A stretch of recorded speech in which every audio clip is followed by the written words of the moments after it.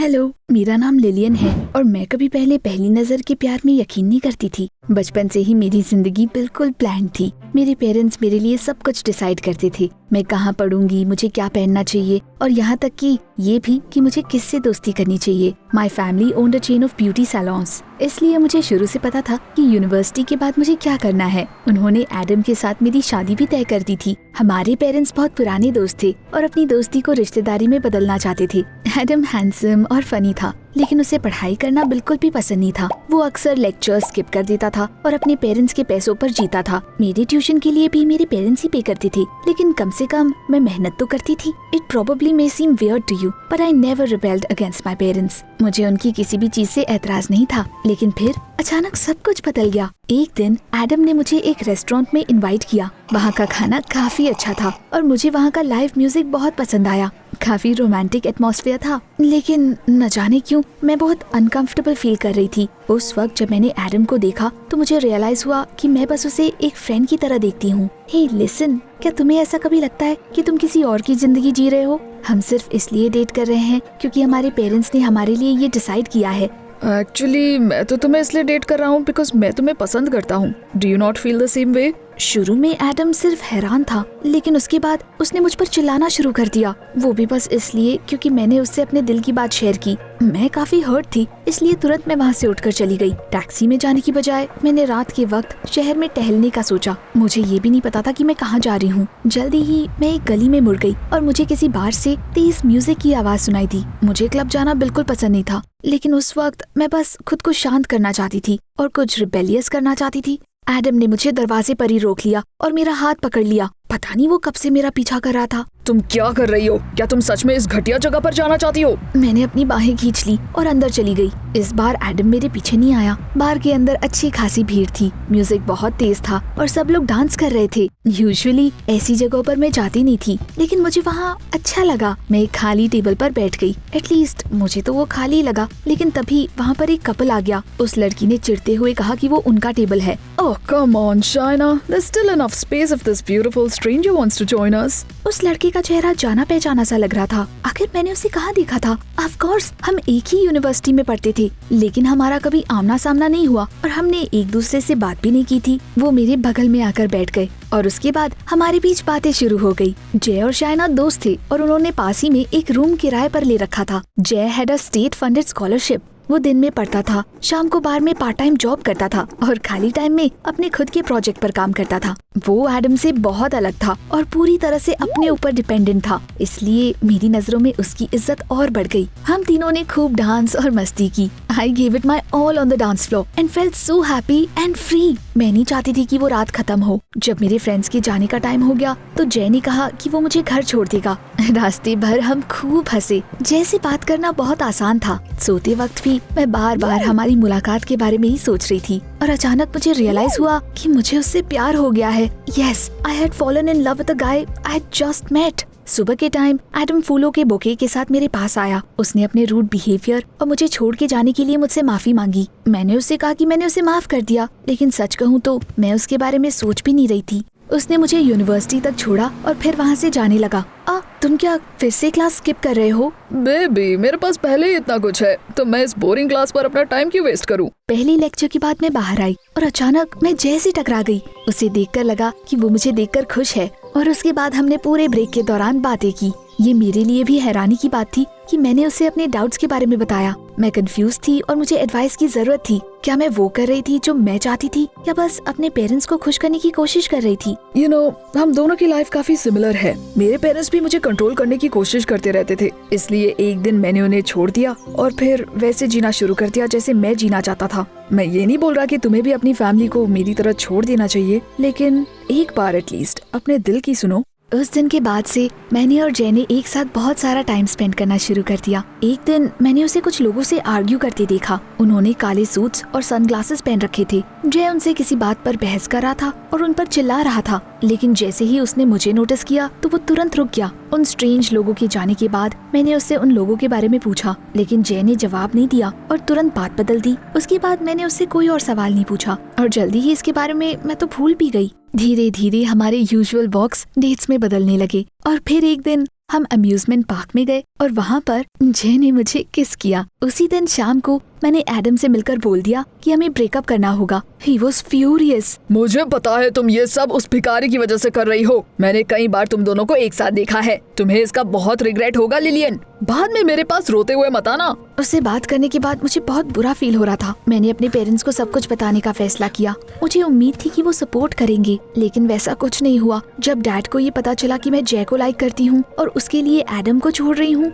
तो वो काफी नाराज हो गए। वो मेरे ऊपर बहुत चिल्लाए और मुझे अनग्रेटफुल और सेल्फिश भी बोला। मॉम ने भी उनकी साइड ली। मैं बहुत हर्ट थी और रोना चाहती थी। वो ऐसे बर्ताव क्यों कर रहे थे? Why couldn't I just choose who I want to be with? थोड़ी देर बाद डैड ने मुझे कुछ बताया। असल में उनका बिजनेस अच्छा नहीं चल रहा और हम बैंकरप्ट होने की कगार पर थे। My parents had even had to sell their beauty salons, but still didn't have enough money. उन्हें उम्मीद थी कि एडम और मेरी शादी के बाद उसके पेरेंट्स हमारी हेल्प करेंगे। अगर तुमने एडम से शादी नहीं की तो दोबारा कभी मुझे अपनी शक्ल मत दिखाना। मैं पूरे दिन अपने रूम में रोती रही। उसके बाद मॉम मेरे रूम में आई और मुझे समझाने लगी कि मुझे अपने डिसीजन के बारे में एक बार फिर से सोच लेना चाहिए। बेटा, हम बस तुम्हारा भला चाहते हैं। प्यार आज नहीं तो कल खत्म ही हो जाएगा और उसके बाद तुम्हारे पास क्या बचेगा? तुम्हारे उस जय के पास तो पैसे भी नहीं है। अगले दिन मैंने जय को सब कुछ बताया। उसने वादा किया कि वो कोई ना कोई सोल्यूशन जरूर निकालेगा और मुझे डिस्ट्रैक्ट करने के लिए उसने मुझे अपने साथ एक्वेरियम चलने के लिए बोला। पहले हम अलग अलग मछलियाँ देख रहे थे और उसके बाद जय ने मुझे गिफ्ट के तौर पर डाइविंग के लिए एक सर्टिफिकेट दिया। इसके लिए उसने अपने कमाए हुए सारे पैसे खर्च कर दिए। मछलियों के बीच तैरते हुए मुझे ऐसा लग रहा था जैसे मैं सचमुच की कोई मरमेड हूँ। It was magical। लेकिन फिर कुछ ऐसा हुआ जिसकी वजह से मेरा सारा मूड बर्बाद हो गया। हम एक्वेरियम से बाहर निकलकर आइसक्रीम खा रहे थे और तभी वो दोनों आदमी हमारे पास आए जिन्हें मैंने उस दिन देखा था। उन्होंने हमें पकड़कर अलग अलग कार्स में डाल दिया। मैं तुरंत बाहर निकलना चाहती थी, लेकिन तब तक दरवाजा लॉक हो चुका था। What do you want from me? Who are you? वो आदमी शांत था, लेकिन मैं चीखती रही और मुझे जाने देने के लिए बोलती रही। इसलिए आखिर में उसने बोला, Could you please stay calm? तुम किसी खतरे में नहीं हो, हम तुम्हें जल्दी ही जाने देंगे। क्या मुझे गलतफहमी हुई थी या फिर वो सच में थोड़ा अजीब साउंड कर रहा था, जैसे कि वो किसी एक्सेंट में बात कर रहा हो। अचानक मुझे कुछ समझ आया। Those people must have been sent by my parents। लेकिन पहली बार जब मैंने उन्हें देखा था तब मैंने अपने पेरेंट्स को जय के बारे में कुछ भी नहीं बताया था। जल्दी ही उन्होंने हमें जाने दिया और सिटी सेंटर में छोड़ दिया। उन कार्स के जाने के बाद मैंने जय से पूछा कि आखिर ये सब हो क्या रहा है। डोंट वरी, इसका तुम्हारे पेरेंट्स से कोई लेना देना नहीं है। एक बार फिर से उसने मुझे कुछ भी नहीं बताया। जय शांत हो गया और मुझे लगा कि शायद वो मुझे अपनी प्रॉब्लम्स में इन्वॉल्व नहीं करना चाहता। अगले दिन शाइना यूनिवर्सिटी के पास मेरा वेट कर रही थी। उसने मुझे झटके से किनारे खींचा और मुझे जय से दूर रहने के लिए बोला। Can you imagine?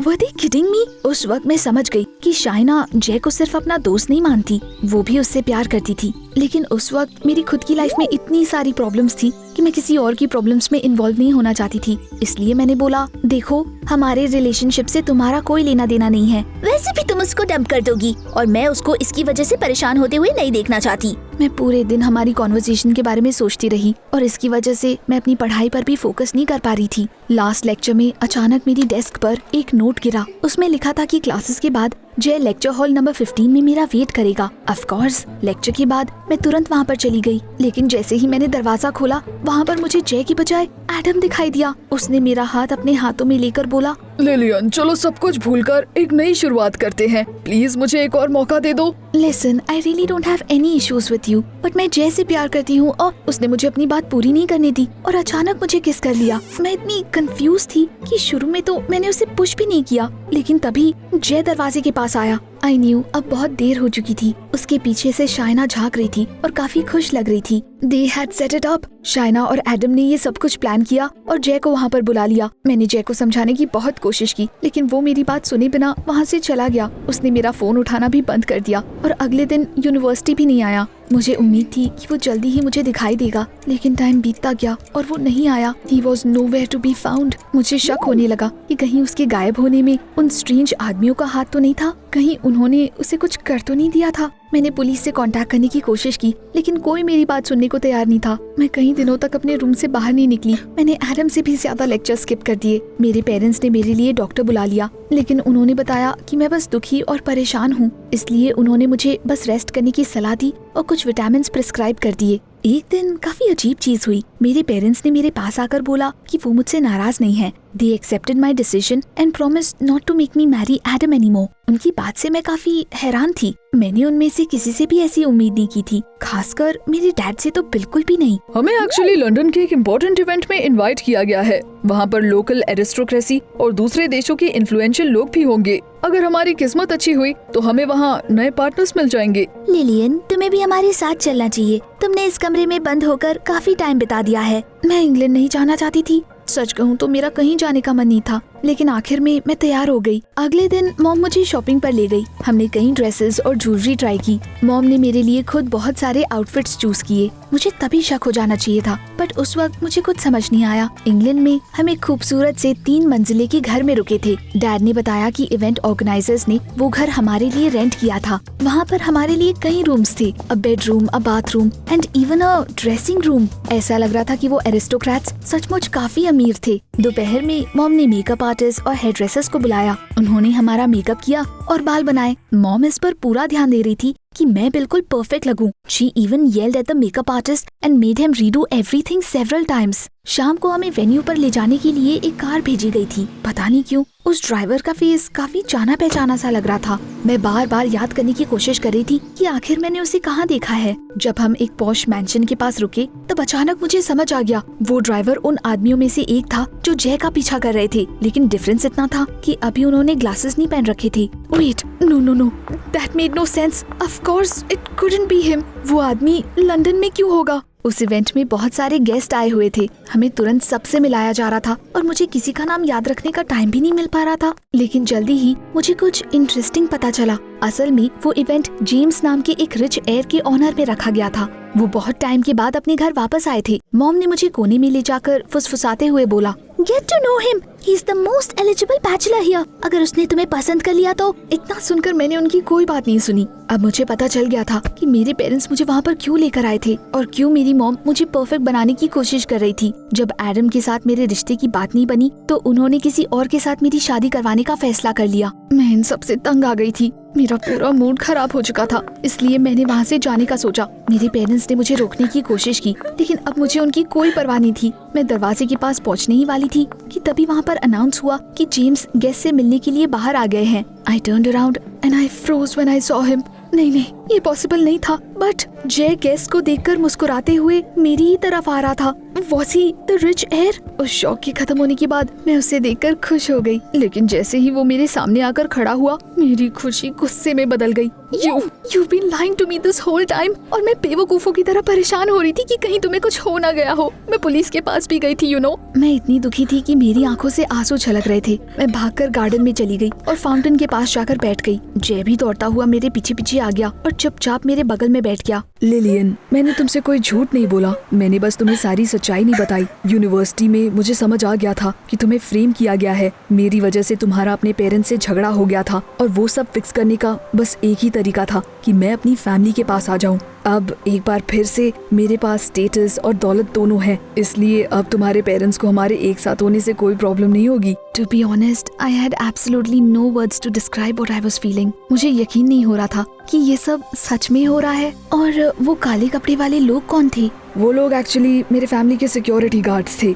मेरे पेरेंट्स ने उन्हें मुझे मनाकर घर वापस लाने के लिए भेजा था। तो इसका मतलब मैं क्रेजी नहीं थी और मैंने सचमुच उस ड्राइवर को पहले देखा हुआ था। इतना जानने के बाद जय and I kissed and I was over the moon. जब मेरे पेरेंट्स को जय की सच्चाई पता चली तब उनका चेहरा देखने लायक था। Of course, अब उन्हें हमारे रिश्ते से कोई प्रॉब्लम नहीं थी। Jay proposed to me and we decided to get married, but only after graduating from the university. हमने अपने पेरेंट्स को भी बोल दिया कि हम सब कुछ अपने दम पर अचीव करेंगे और हमें उनके पैसे नहीं चाहिए। शाइना ने एडम के साथ मिलकर मुझे फ्रेम करने के लिए माफी मांगी। She was really sorry for what she had done and wished Jay and me all the happiness in the world. हर वक्त लेक्चर स्किप करने की वजह से एडम को यूनिवर्सिटी से निकाल दिया गया और उसके पेरेंट्स के पैसे भी उसे बचा नहीं पाए। मैं कभी पहली नजर के प्यार में यकीन नहीं करती थी, एटलीस्ट जब तक ये नहीं हुआ था। Do you believe that love at first sight exists? नीचे कमेंट्स में मुझे बताएं।